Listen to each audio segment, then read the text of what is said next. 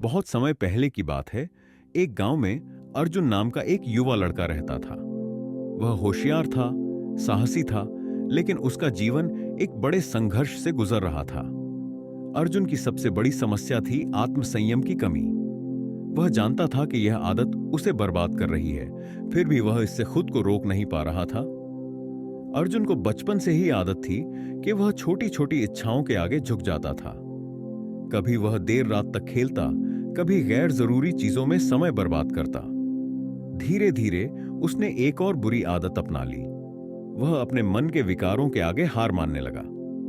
शुरू में ये चीजें छोटी लगती थीं, लेकिन जैसे जैसे वह बड़ा होता गया, उसकी आदतें गहरी होती चली गईं। अर्जुन का ध्यान पढ़ाई से हटने लगा। उसकी एकाग्रता खत्म हो गई। उसके दोस्त उसे कई बार समझाते, लेकिन वह बातों को टाल देता। अर्जुन के माता पिता बहुत चिंतित थे। उन्होंने उसे कई बार समझाने की कोशिश की, लेकिन अर्जुन के कानों में उनकी बातें नहीं जाती थीं। उसका मन एक भंवर की तरह था, जो उसे लगातार नीचे खींच रहा था। समय बीतता गया और अर्जुन की आदतें उसके जीवन पर भारी पड़ने लगीं। उसकी सेहत खराब रहने लगी। उसकी पढ़ाई में गिरावट आई और दोस्तों ने भी उससे दूरी बना ली। सबसे बड़ा संकट यह था कि अर्जुन अंदर से खुद को असहाय महसूस करने लगा। एक दिन जब अर्जुन पूरी तरह हताश हो चुका था, उसने अपने सबसे अच्छे दोस्त समीर से बात की। समीर एक समझदार लड़का था और हमेशा अर्जुन की मदद करना चाहता था। समीर ने कहा, अर्जुन, अगर तुम सच में अपने जीवन को बदलना चाहते हो तो तुम्हें सही मार्गदर्शन की जरूरत है। तुम किसी ज्ञानी गुरु के पास जाओ, वह तुम्हें जरूर सही राह दिखाएंगे। अर्जुन के मन में यह बात गहराई से बैठ गई। उसने निर्णय लिया कि वह एक गुरु की तलाश करेगा।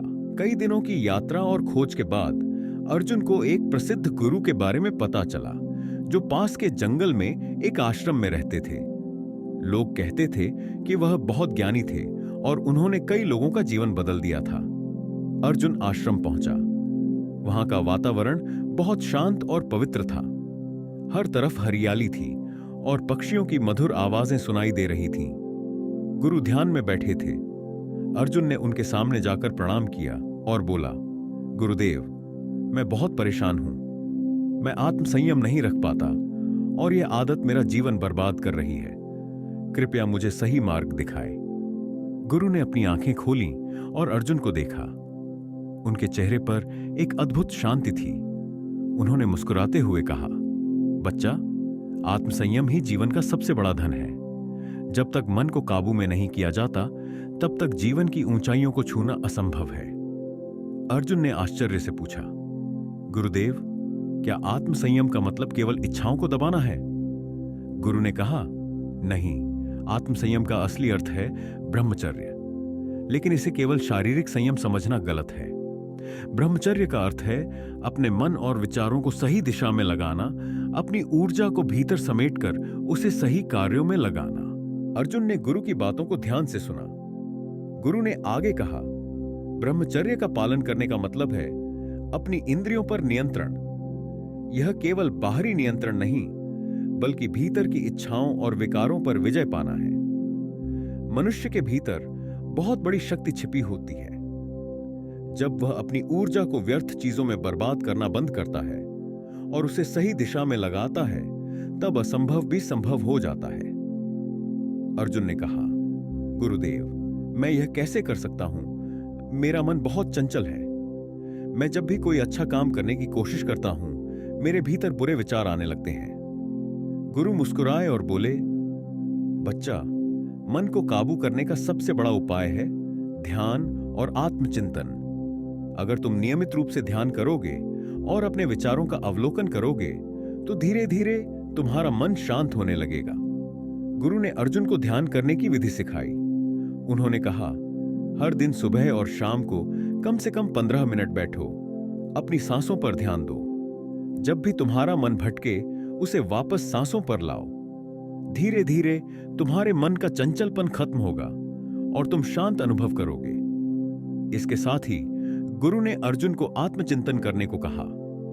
हर रात सोने से पहले यह सोचो कि आज तुमने क्या अच्छा किया और क्या गलत। अपने मन को समझो और अपने कमजोरियों को स्वीकार करो। जब तुम खुद को जानोगे तभी तुम खुद को सुधार पाओगे। अर्जुन ने गुरु की शिक्षा का पालन करना शुरू कर दिया। पहले कुछ दिनों में उसे बहुत कठिनाई हुई। ध्यान करते समय उसके मन में अजीब अजीब विचार आने लगते। वह बेचैन हो जाता, लेकिन उसने हार नहीं मानी। धीरे धीरे उसने ध्यान की शक्ति को महसूस किया। उसका मन शांत होने लगा। अब वह पहले की तरह व्यर्थ चीजों में समय नहीं बर्बाद करता था। उसने अपने दिनचर्या में अनुशासन लाना शुरू किया। सुबह जल्दी उठना, नियमित रूप से ध्यान करना, स्वस्थ भोजन करना और सकारात्मक विचारों को अपनाना। अर्जुन ने यह भी समझा कि ब्रह्मचर्य केवल शारीरिक संयम नहीं है, बल्कि यह एक मानसिक और भावनात्मक अनुशासन है। उसने अपने विचारों पर काबू पाना सीखा और अपनी ऊर्जा को अपने लक्ष्य की ओर मोड़ दिया। कुछ महीनों के भीतर अर्जुन में अद्भुत परिवर्तन आ गया। अब वह पहले से ज्यादा शांत, स्थिर और आत्मविश्वासी था। उसकी एकाग्रता बढ़ गई थी और उसका स्वास्थ्य भी अच्छा हो गया था। अर्जुन ने अपनी पढ़ाई में फिर से अच्छा प्रदर्शन करना शुरू किया। वह जो भी काम करता उसमें उसका मन पूरी तरह लगा रहता। उसकी मेहनत और आत्मसंयम ने उसे सफल बना दिया। लोग अर्जुन के इस परिवर्तन से बहुत प्रभावित हुए। उसके दोस्त, जो पहले उसका मजाक उड़ाते थे, अब उससे प्रेरणा लेने लगे।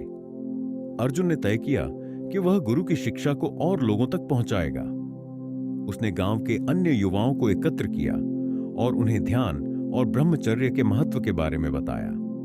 उसने कहा, जीवन में सबसे बड़ा युद्ध अपने मन के साथ होता है। अगर तुमने अपने मन पर विजय पा ली तो तुम किसी भी चीज को हासिल कर सकते हो। उसके शब्दों और जीवन के उदाहरण ने कई युवाओं का जीवन बदल दिया। अब अर्जुन न केवल खुद सफल था, बल्कि वह दूसरों को भी सफलता की राह दिखा रहा था।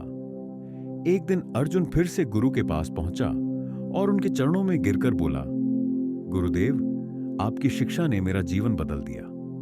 अब मैं समझ गया हूं कि आत्मसंयम और ब्रह्मचर्य का असली अर्थ क्या है। आपने मुझे एक नई दिशा दी है।